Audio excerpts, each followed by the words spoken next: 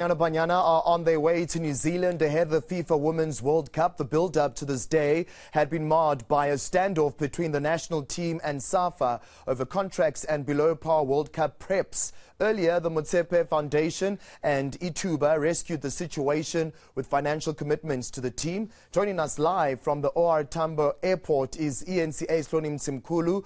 Good afternoon, Hloni. Is frustration finally given way to anticipation at the airport? Arthur, good afternoon. Definitely so. I think there are much happier scenes that we have seen here at the airport this afternoon compared to what we saw yesterday, last night, and even in the 2 or 3 days before that. There's a lot of happiness now, and I think there's just relief that there has been a resolution to the issues that had been brought up by the team over the weekend.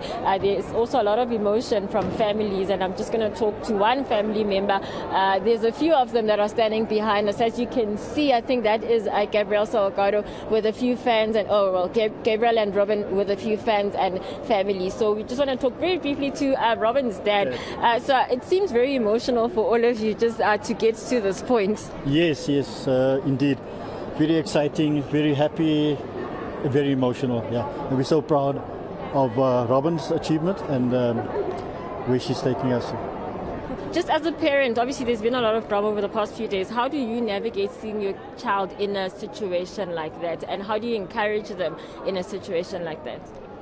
Yeah, it's been difficult for the girls, but standing together and being united, they made a great stance here. Going forward for the future generation, I think that was great. Yeah. Arthur, thank you. So that was Robin Mudili's dad. We are going to try and see what the other technical officials have. If you were hoping to speak to them, but they have just gone off. So I'm not sure if we still have time. You can try and grab them. But yeah, Arthur, there is a lot of happiness here. There's a lot of emotion as well, just to say that they are finally at the point where they can go to the World Cup. It is, of course, the first group that has left or that is leaving today, and then the second group will be leaving tomorrow as well. All right, Hloni, just one more question. Have today's events helped settle the team down somewhat? And how much of a distraction will the last few days have been to the side, bearing in mind that the tough test awaits them down under? Yeah, I think that's going to be the difficult part of things, because they are already drawn in a very tough group against Sweden, against Italy and Argentina, and they definitely didn't need this as something to factor into their preparations for the World Cup. And just the way that it's gone, it's just been an extraordinary time.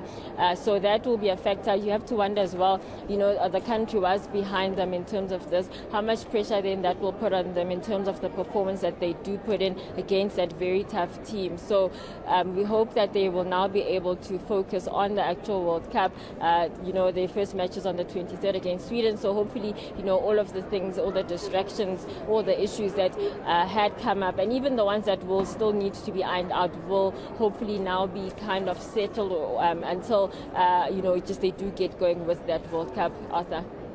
Thank you very much, Hloni Mtimkulu, out at the OR Tambo International Airport as Banyana Banyana depart for Australasia ahead of the FIFA Women's World Cup.